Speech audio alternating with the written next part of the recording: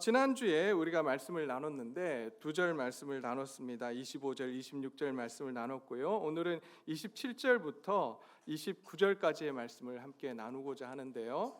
지난주에 율법학자들 이야기를 나누면서 율법학자들이 자신들의 노고 힘을 들이고 또 열심히 해서 예수님을 시험했다라고 말씀을 드렸습니다. 율법학자들에게는 예수님은 그냥 선생님이었습니다. 그리고 그들이 무엇을 해야 영생을 얻을지 예수님께 묻습니다. 그들은 무엇을 해야지만 영생을 얻고 하나님 나라의 백성이 된다고 생각을 했습니다. 그래서 그들은 율법을 열심히 지키고 그들은 자신들이 의롭다고 생각을 했습니다. 그들은 예수님이 자신들의 율법과 전통을 깨뜨리는 사람이라고 생각하고 예수님을 시험했습니다. 그래서 그 질문이 무엇이었냐면 선생님, 내가 무엇을 하여야 영생을 얻겠습니까? 라고 물었습니다. 그때 예수님께서 뭐라고 대답하셨다고 지난주에 살펴보았습니까? 율법에 무엇이라 기록되었으며 내가 어떻게 읽느냐고 예수님께서 대답을 해주셨습니다. 저 같으면 지난주에도 말씀을 드렸지만 저 같으면 당장 따졌을 거예요. 어떻게 나를 선생이라 부르느냐? 나는 선생이 아니다. 나는 이 땅에 구세주로 왔고 너희의 주인이다 라고 이야기를 했을 거예요. 그러나 예수님께서는 그 모든 걸 제껴두시고 또 그 율법학자가 잘못된 질문을 던졌잖아요. 어떻게 하면 무엇을 해야 영생을 얻겠습니까? 라고 묻는 자체가 잘못된 질문이었어요. 그럼 잘못된 질문을 던지는 그에게 네가 이것이 잘못되었다라고 이야기할 텐데 저 같으면 그럴 것 같아요. 그런데 예수님께서는 그러지 않으시고 오히려 질문을 던지십니다. 그 질문이 무엇이었냐면 율법에 무엇이라 기록되었으며 내가 어떻게 읽느냐라고 하는 거예요. 예수님께서는 이 율법학자를 설득하기를 원하셨습니다. 그리고 율법학자에게 정말 무엇이 중요한지를 가르쳐 주기를 원하셨어요. 그러기에 예수님께서는 다시 그에게 질문을 하시면서 묻습니다. 네가 무엇을 해야지만 영생을 얻는다고, 구원을 얻는다고 생각하니? 그렇다면 너의 수준에 맞춰서 내가 질문을 다시 던질게. 그렇다면 네가 그렇게 중요하게 여기는 율법에는 무엇이라고 기록되어 있니? 그리고 그 율법을 너는 어떻게 해석하고 있니라고 예수님께서 묻습니다. 이렇게 예수님께서는 그 수준에 맞춰서 설득하시고 또 설득하시는 그런 분이 바로 우리가 믿고 의지하는 하나님이시며 예수님이십니다. 오늘날 우리에게도 그렇게 오셔서 설득하세요. 끊임없이 내가 이해되지 않는 것, 내가 잘못된 길을 가더라도 우리는 보통 그렇게 배웠잖아요. 내가 조그마한 잘못을 하면 하나님께서 나를 이렇게 징계하시고 벌 주시는 하나님. 네, 그것도 맞습니다. 그런 부분이 없는 거 아니에요. 그러나 그 징계를 하시기 전에 얼마나 우리를 설득하시고 우리를 얼마나 사랑하셔서 우리를 계속해서 감싸 안으시며 우리를 설득하시고 하나님이 원하시는 그 길로 가게 하시려고 애쓰시는 분이심을 우리는 알아야 합니다. 우리가 그 하나님을 만나고 그분을 의지할 때 우리가 다른 사람을 대하는 모습이 바뀌게 되어 있어요. 특별히 부모가 자녀를 대할 때 그 모습이 바뀌게 되어 있습니다. 하나님이 우리를 대하실 때 그토록 설득하시고 또 설득하시며 우리의 눈높이에 맞춰서 말씀을 해주시는 분이라면 우리도 역시 어떻게 해야 될까요? 우리도 어떻게 해야 됩니까? 우리도 아이들 수준의 눈높이에 맞춰서 그리고 아이들을 끊임없이 설득하려고 노력해야 합니다. 근데 그것이 쉽지 않죠? 뭐가 더 우리 특별히 경상도 우리 부모님들 뭐가 더 빠릅니까? 설득하기보다 무슨 말이 빨라요? 안 돼! 그렇게 한 거 아니야! 그러지 않아요? 아니라고 이렇게 저를 쳐다보시고 계시네요. 제가 그런 것 같아요. 저희 딸에게 잘못된 걸 보고 설득하기보다 짧은 말로 안 된다라고 하는 그 말이 더 쉽고 그러니까 그 이야기들 많이 하는 것 같아요.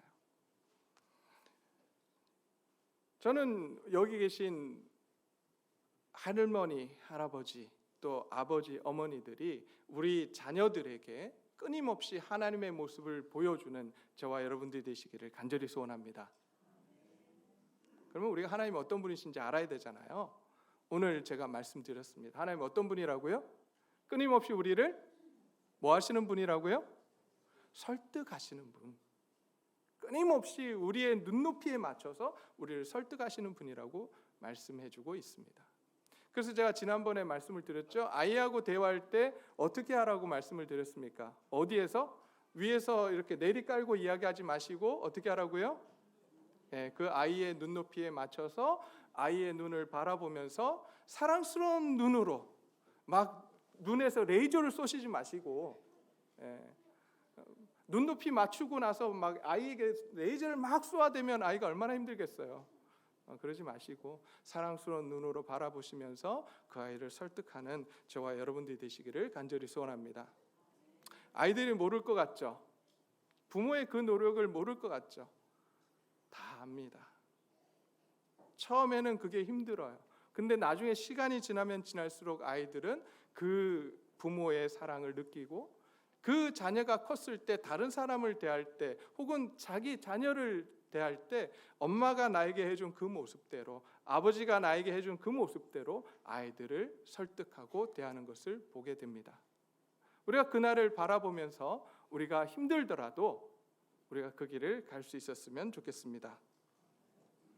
네, 그렇게 예수님께서 이제 율법에 대해서 물으시자 이 율법학자가 대답을 합니다. 뭐라고 대답합니까? 27절에 내 마음을 다하여 목숨을 다하며 힘을 다하여 뜻을 다하여 주 너의 하나님을 사랑하고 또한 내 이웃을 내 자신같이 사랑하라 하였나이다 라고 대답을 합니다. 자, 이러한 대답을 확신 있게 대답을 합니다. 여러분 어떻게 이 말을 할 수 있었을까?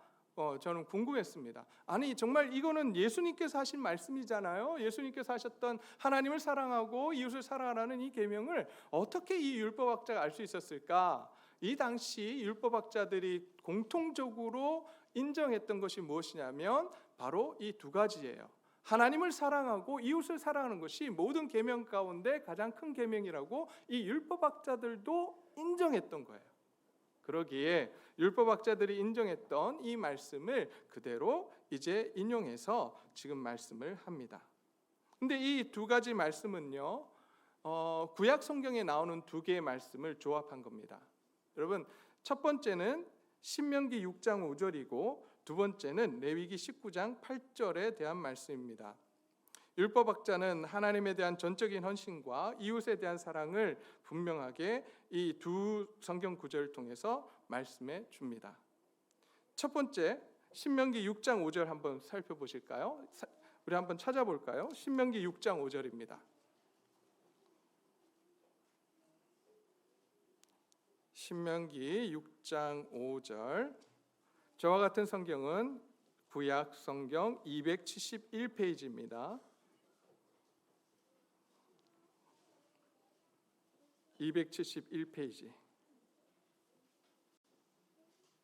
제가 대신 봉독해 드리겠습니다. 너는 마음을 다하고 뜻을 다하고 힘을 다하여 내 하나님 여호와를 사랑하라 라고 말씀을 하고 있습니다. 여러분 여기서 마음을 다하고 뜻을 다하고 힘을 다하여 내 하나님 여호와를 사랑하라고 하니까 우리는 자꾸 어디에 눈이 가냐면 도대체 마음이 무엇이고 뜻이 무엇이고 힘이 무엇인가 이것을 굉장히 연구를 합니다. 그런데 이게 이제 히브리어로 레바브, 네십, 네페시 그리고 메오드라는 단어인데요. 이거는 그냥 마음은 의식, 감정, 의지를 표현하고 뜻은 생명, 영혼, 정신을 뜻한다고 합니다. 또 힘은 능력, 열심, 정성을 뜻한다고 해요. 이걸 다 합치면 뭐가 되냐면 우리의 전 인격입니다.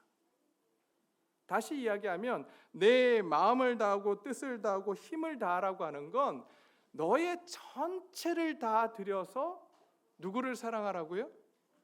하나님을 사랑하라고 하는 거예요.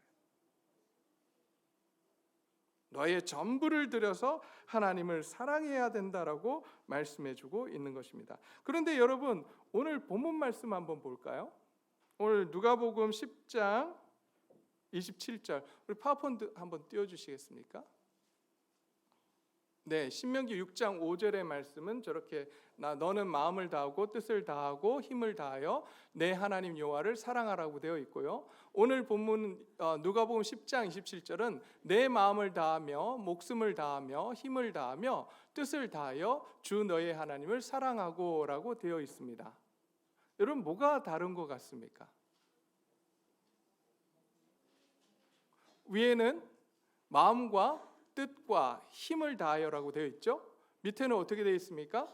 마음과 목숨과 힘과 뜻을 다하여라고 되어 있습니다. 여러분, 뭐 같은 이야기예요. 그런데 굳이 왜 네 개로 나누어서 표현을 하고 있을까요? 그냥 성경에 있는 대로 내 마음과 뜻과 힘을 다하여 하나님을 사랑하라라고 이야기하면 되는데 거기다가 일부러 하나를 더 넣었어요. 목숨이라고 하는 걸 더 넣었어요. 왜 그랬을까요? 그들은 자신들이 하나님을 사랑하는 것을 어떻게 하고 있다고 표현하는 거냐면 하나님이 우리에게 전인격적으로 사랑하는 것 하라고 하신 그 말씀보다 더욱더 다해서 우리의 모든 것을 다해서 주님 사랑하고 있습니다라고 하는 걸 지금 강조하고 싶은 거예요. 그래서 그들은 거기다 하나 더 넣습니다. 더 넣어서 하나님을 사랑한다고, 목숨까지 다해서 하나님을 사랑한다라고, 사랑해야 된다라고 또 강조하고 있는 것입니다. 자, 두 번째 볼까요? 두 번째는 이웃을 사랑하라고 하는 것입니다. 율법학자는 이런 하나님의 백성들은 수직적인 관계, 하나님과 우리와의 관계 속에서 그것으로 끝나면 안 된다고 합니다. 이제 그 하나님의 사랑을 받은 사람은 이제 이웃을 사랑해야 된다라고 이야기를 합니다. 레위기 19장 18절 말씀 파워포인트 한번 더 띄워주십시오. 네, 레위기 19장 18절에 이렇게 되어 있습니다. 원수를 갚지 말며 동포를 원망하지 말며 내 이웃 사랑하기를 내 자신과 같이 하라. 나는 여호와이니라. 오늘 누가복음 10장 27절은 어떻게 되어 있습니까? 네, 띄워주세요. 네, 아니죠. 말고 두 번째 슬라이드. 네, 또한 내 이웃을 내 자신같이 사랑하라라고 되어 있습니다. 여러분, 가만히 보세요. 여기는 앞에는 하나님을 사랑하라고 하는 거기에는 하나를 더 넣어서 하나님을 정말 우리가 사랑한다, 우리가 그렇게 사랑합니다라고 이야기했다면 이제 이웃을 사랑하는 곳에는 축소되어 있어요. 줄였어요. 오히려 줄여서 그리고 나는 내 여호와니라라고 하는 그 중요한 말도 빼버렸습니다.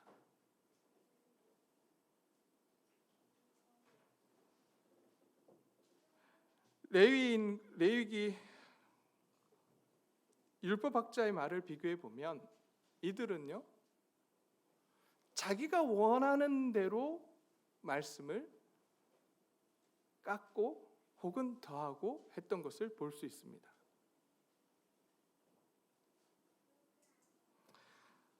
여전히 자신들의 생각의 틀에 맞추어서 하나님의 말씀을 대하고 해석하고 있는 것을 우리는 볼 수 있습니다. 우리는 말씀을 대할 때 어떻게 대하고 있습니까? 말씀 그 자체로 하나님의 마음을 알기 위해서 그 말씀을 읽고 또 그 말씀을 해석하고 있습니까? 아니면 내가 원하는 대로 말씀을 바꾸어서 우리가 그 말씀을 가지고 가고 있습니까? 저는 그래서 저희 교회에서 계속해서 이 말씀을 공부하기를 간절히 소원합니다. 말씀을 어떻게 읽고 어떻게 해석해야 되는가, 또 말씀 가운데 이 한 구절을 왜 집어넣었을까, 이런 고민들을 하시면서 하나님 앞에서 걸어가셨으면 좋겠어요. 누가 예수님 어떤 분이시야 라고 이야기하면 예수님은 좋은 분이세요, 예수님 우리의 구세주세요, 누가 그렇게 이야기합니까? 라고 이야기하면 많은 분들 우리 목사님요 이렇게 이야기하는 걸 봐요. 아니, 전도를 하고 삶의 기준이 어떻게 목사가 됩니까? 목사의 말이 됩니까? 설교가 됩니까? 맞을 수도 있어요. 그러나 그리스도인들, 적어도 하나님을 믿는 사람들의 삶의 기준은 무엇이 되어야 하냐면 하나님께서 우리에게 주신 66권의 말씀이어야 합니다. 믿으십니까? 근데 이 말씀을 우리가 왜 읽지 않냐고요? 왜 이 말씀을 공부하지 않냐는 거예요. 계속해서 지금까지 저희는 잘해 오셨다라고 믿습니다. 이제 더욱더 하나님을 사랑하고 이 말씀을 사모하는 동네 제일교회 성도님들이 되시기를 간절히 소원합니다. 말씀의 능력이 있어요. 믿으십니까? 말씀의 회복이 있어요. 우리가 그 맛을 누리기를 원합니다. 그 능력을 우리 삶 가운데 체험하기를 간절히 소원합니다. 자, 이렇게 대답을 하자 예수님께서 이렇게 대답하십니다. 내 대답이 옳도다. 이를 행하라. 그리하면 살리라라고 말씀하십니다. 야, 네가 옳다. 자, 이제 그 말씀대로 행해라. 그러면 내가 영생을 얻게 될 것이라고 이야기합니다. 여러분, 이 말씀을 이렇게 들으면 예수님께서 이 율법학자의 이야기에 동의를 하는 것 같으세요? 아니면은 이렇게 반대를 하는 것 같으세요? 여러분 어떻게 생각하십니까? 동의하는 것 같으세요? 손을 들라 그러면 또 전 처음에 동의라고 봤어요. 예수님 그렇게 동의하시는구나. 근데 곰곰이 뜯어보니까 이상해요. 그래서 제가 한글로는 잘 이게 표현이 안 돼 있더라고요. 그래서 영어나 또 원어를 제가 찾아보니까 뭐가 여기에 빠져 있냐면 행하라고 하는데 이를 행하라라고 하는 그 단어 속에 빠진 게 있습니다. 끊임없이 행하라, 지속적으로 행하라라고 하는 말이 여기 빠져 있어요. 원어에는 그 의미를 담고 있습니다. 다시 이야기하면 여러분 지속적으로 삶을 살아가면서 끊임없이 하나님을 사랑하십니까? 지속적으로 끊임없이 내 이웃을 내 몸과 같이 사랑하고 계십니까? 그렇지 않다면 너에게 영생이 없다는 거예요.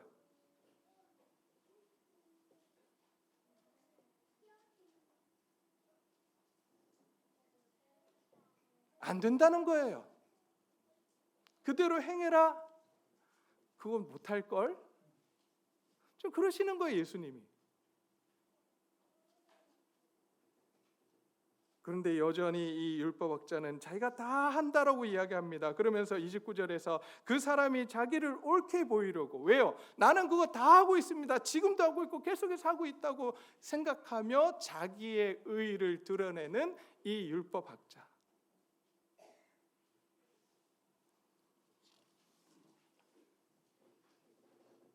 여러분, 하나님께서 율법을 왜 주셨을까요? 여러분, 율법 왜 주셨습니까? 네, 저 뒤에서 누군가 이야기하셨는데 뭐를 깨닫게 하기 위해서? 죄를 깨닫게 하기 위해서 주셨다라고 말씀을 하십니다. 로마서 3장 20절에 그러므로 율법의 행위로는 그 앞에서 의롭다 하심을 얻을 육체가 없나니 율법으로는 뭐를 깨달음이라?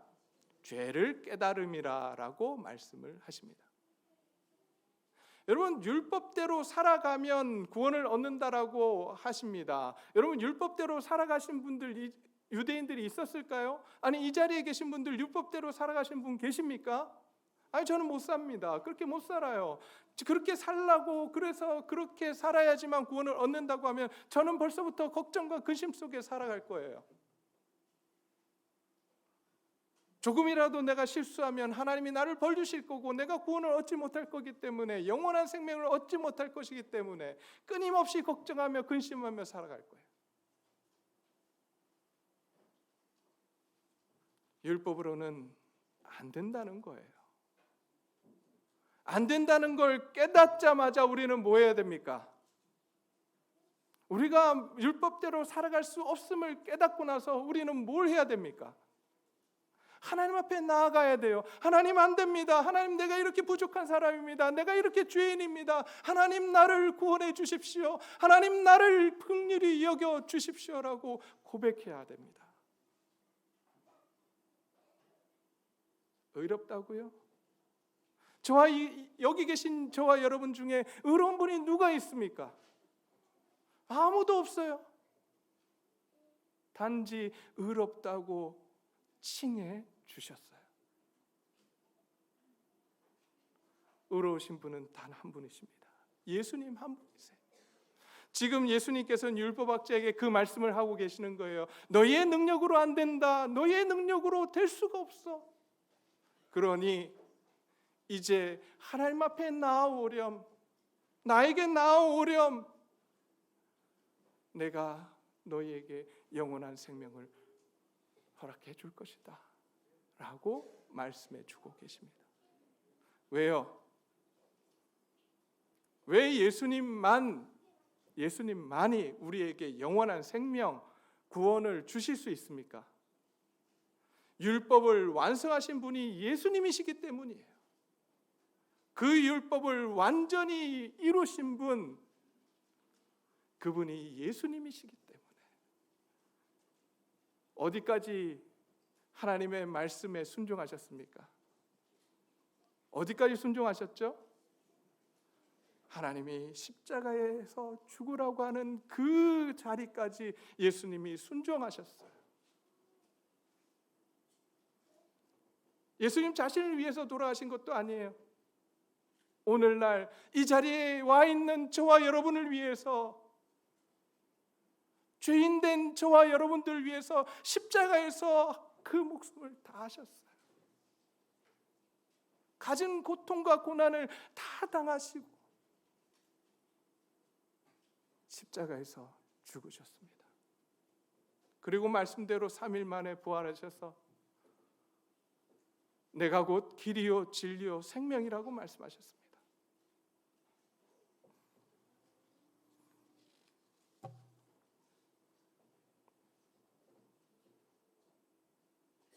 그렇습니다. 우리의 행함으로는 결코 구원을 얻을 수 없습니다. 영생을 얻을 수 없습니다. 오직 누구를 믿음으로 구원을 얻을 수 있습니까? 예수님을 통해서, 예수님을 믿음으로 우리가 구원을 얻을 수 있습니다. 요한복음 3장 16절 다 외우시죠? 다 못 외우시나요? 네, 한번 띄워주세요. 같이 한번 우리가 함께 오늘 이 말씀 읽고 설교를 마치고자 합니다. 시작. 하나님이 세상을 이처럼 사랑하사 독생자를 주셨으니 이는 그를 믿는 자마다 멸망치 않고 영생을 얻게 하려 하심이니라. 아멘. 누구를 믿을 때 영생을 얻는다고요? 예수님. 다른 곳에 영생이 없습니다. 다른 곳에 구원이 없습니다. 우리가 오직 예수님만을 바라보기를 소원합니다. 예수님만을 믿기를 소원합니다. 돈 의지하지 말고, 세상의 명예, 지식 의지하지 말고 오직 예수 그리스도 한 분만을 믿고 의지하며 살아가는 저와 여러분들이 되시기를 간절히 소원합니다.